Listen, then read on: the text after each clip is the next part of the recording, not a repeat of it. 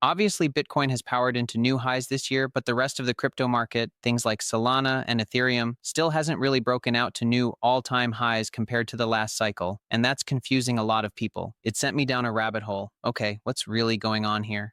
The foundational work I did, called the Everything Code, was based on this 4-year cycle tied to the 4-year debt maturity of the United States and most countries. I redid the analysis, and here's what I found. In 2022, because interest rates dropped back to zero in 2021 and early 2022, they restructured a huge chunk of the debt out to 5 years. So it's added an extra year, a weird hybrid extension we've never seen before. And we've already felt that ripple in things like the business cycle. The ISM survey gives us a clear guide to that. It's showing a K-shaped economy where growth stocks are surging. But for everyday people, things feel relatively slow. That's because the business cycle hasn't fully picked up, rates are staying high, and they didn't need to refinance debts on a massive scale this year. But it all converges next year. So this has been a real patience game. Sideways, choppy markets that test everyone's nerves. People forget, though, last year was the same story. It peaked early, then flatlined for months. Everyone was frustrated, throwing shade at each other online, getting angry, and then, boom, it rocketed off in November and December. I think we're in a similar spot now. The rocket fuel this time? Liquidity. That's the magic formula that drives prices hard. The debasement of currency through various mechanisms. Classically, it was quantitative easing, print money, loaded onto the balance sheet, but not this time. They've been tightening instead, so they've leaned on tools like the reverse repo facility and the Treasury General Account.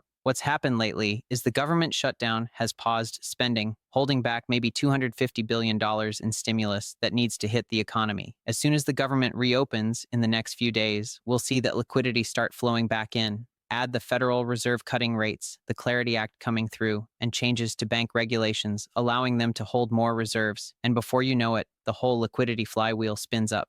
Yeah, I mean, this year has been frustrating for many. Everybody wants those exponential price rises, every number ticking up, but it hasn't been that kind of year. In the background, though, the setup is incredibly positive. Massive regulatory shifts in the US, stablecoin laws passing, the Clarity Act on the horizon. Pretty much every bank and financial institution is saying they're building on blockchain rails. We've seen the rise of ETFs, the DAT, Wall Street's whole infrastructure build out on crypto. If we'd predicted this a few years ago, you'd think prices would be way higher. Still, stability cuts both ways. Institutional investors love the less volatile ride. It performs decently. But retail folks, with their dreams pinned on crypto's explosive returns, get angry and frustrated when they're not seeing those gains, unless they've been super selective. Sure, things like the Binance token hit new all-time highs. Bitcoin did in this recent run. Even Zcash spiked, but a lot of those don't hold for long. We've seen this bifurcation. Some projects thrive in this stable environment, while others bleed 40% or 50%. Stability draws in institutional capital, which is great, but it keeps retail sidelined. So, retail chased easier returns in tech stocks instead.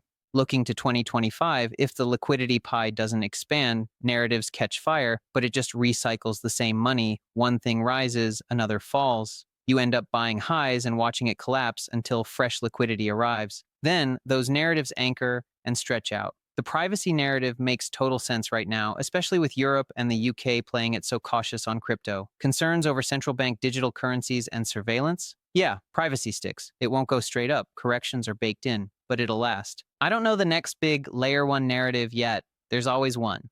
What's the new fastest chain getting traction? It often starts rational. People eye cash flows in DeFi like, this protocol's generating real yield. But later in a bull market, nobody cares about fundamentals. It's pure narrative drive. We've seen the rise of hyperliquid, or maybe it's broad stablecoin adoption from the financial system. Who's building what chains for that?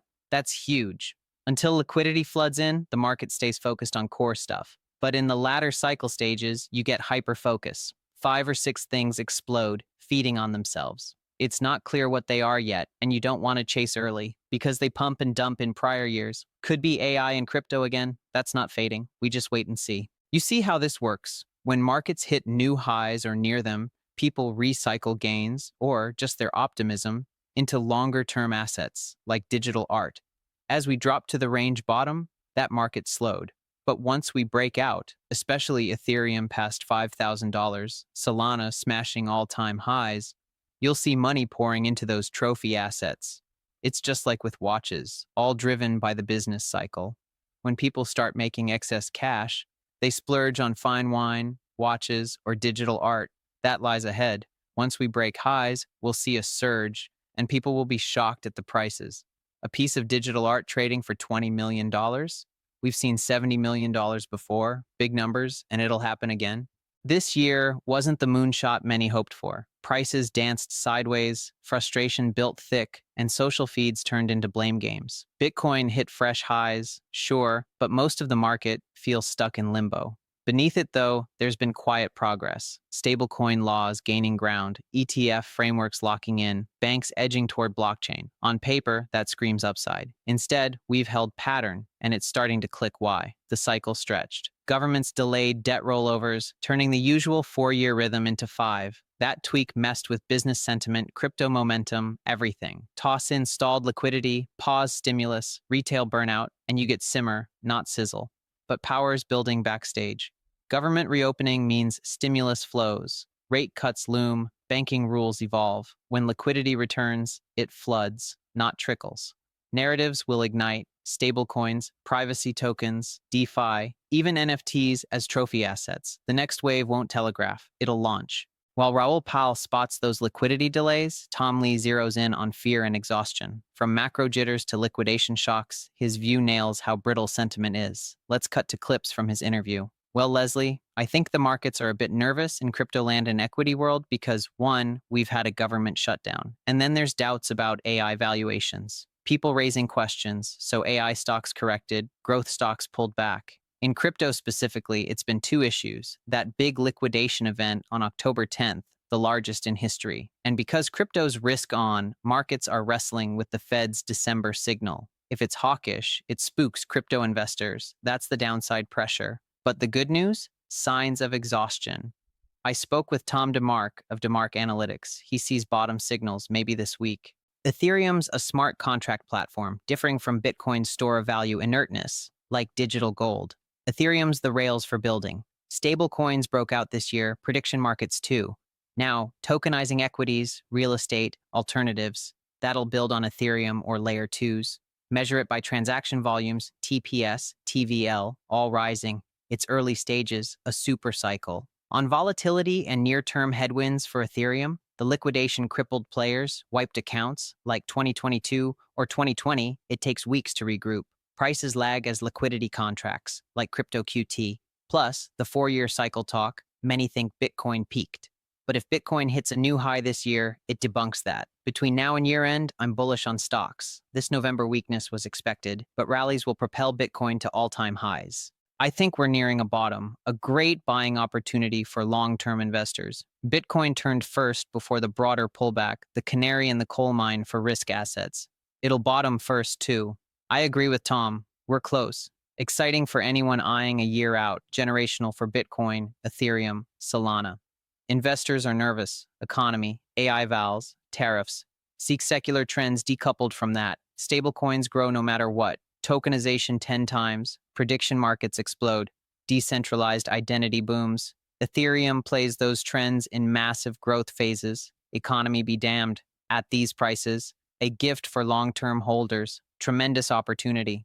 Markets are tense. Crypto bearing the brunt of shutdown drag. AI valuation doubts. October's historic liquidation. Investors jittery. Sentiment fragile. Not just past hits, but Fed's December hawkishness looming. Risk assets could sting. Crypto first. Zoom out. Exhaustion signals emerge. Analysts eye a local bottom. This frustration often precedes flips. Ethereum, not idle. Powering stablecoins, tokenized RWAs, DeFi infra, usage climbs, price lags, liquidity's the gap, dry spells spike vol, drift markets. Crypto's endured months of it. Change brews, stimulus, cuts, regs, capital moves swift, Bitcoin reclaiming highs, not just charts, challenges the 4-year myth, sparks market fire. This phase felt slow, uncertain, meh, but it's set up. Cycles don't always end with bangs, sometimes pause, then launch all at once. As we wrap, which rings truer? Raoul's liquidity thesis or Tom's sentiment take? Drop thoughts in comments, share, like, subscribe. Thanks for watching.